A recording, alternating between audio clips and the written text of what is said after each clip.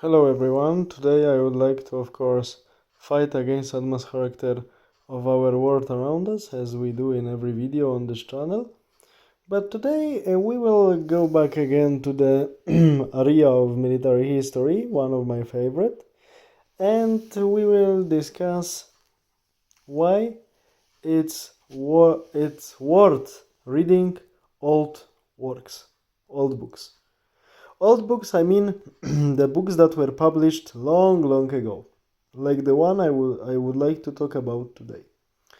The book I would like to talk about today is the work by Mr. Harry Pratt Judson, one of the first presidents of the University of Chicago, American historian and educator who lived from 1849 till 1927, and in 1888 his book entitled Caesar's Army, the study of the Roman warfare in the last days of Roman Republic, was published. This is actually not so big volume, but very informative one about the Roman army in the times of Julius Caesar. And what I like in this book is that author really treated his topic he was writing about really serious. Within this study about the Roman army during the times of Julius Caesar, his conquests, we can find very useful information like the size of the ranks in the marching column, in the battle display, in the battle deployment, and the types of deployment, rules of marching, rules of selecting officers, very nicely the competence of each officer rank member is described, how they led their soldiers, how the different parts of the units of Roman army were acting together and collaborating together, how the soldiers were recruited, from what layers of the society, how the army was organized, how the soldiers were awarded, how the soldiers were punished. The only missing information of this book, but we cannot blame the author, we can, in quotation, blame the time in which the book was written. I have to remind that 1888 is the very poor description of the military practices, actually warfare of the Roman opponents, especially it's applicable to barbarian peoples like Germanic people and Gaul people with whom Romans were fighting. But during the times when the book I'm talking about was written, so at the end of the 19th century AD, these fields of studies were very poorly exploited, and the main discoveries and archaeological excavation were still to be discovered. That's why we cannot blame the author, Mr. Judson, for these flaws of his work. One thing we can be really surprised about, but this mistake, this error was quite common in the books published at the end of the 19th century and in the beginning of the 20th century, is the notion that the oarsmen in the military battleships in the antiquity were slaves.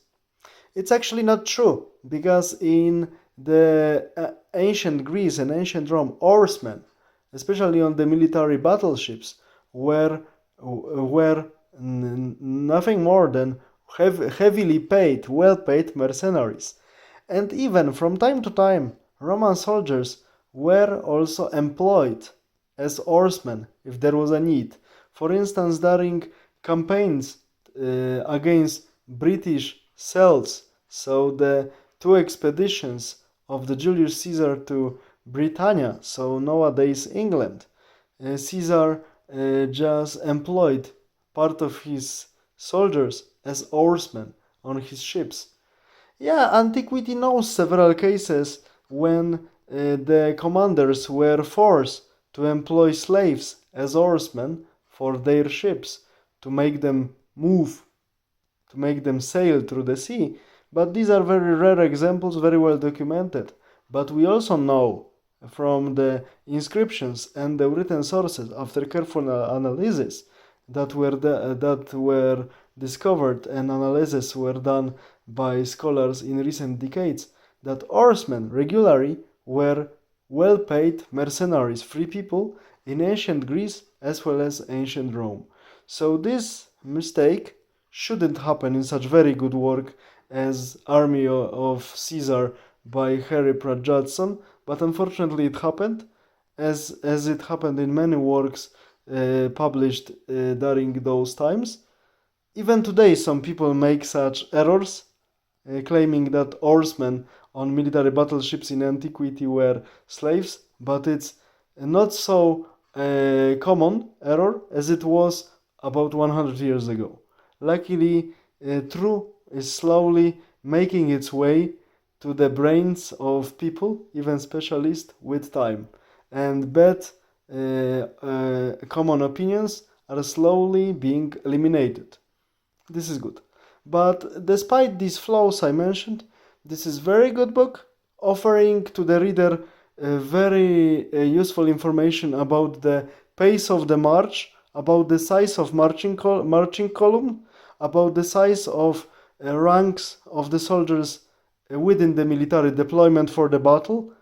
And these data, these parameters, these physical parameters, it is really hard to find in many modern works about Roman army. In this small volume, we have them all within one. That's why, and also because this is very old work and very scholarly written, I'm happy that from time to time such books get reprinted and we can really admire how very good and very dedicated scholars our ancestors were. They gave us good example how our research should be done and how dedicated for our studies we should be. So, Army of Caesar by Harry Pratt Judson, reprinted a treasure from the 1888. No time to waste. One needs to start reading it and enjoy old, good wisdom and great scholarship. Bye, have a nice evening.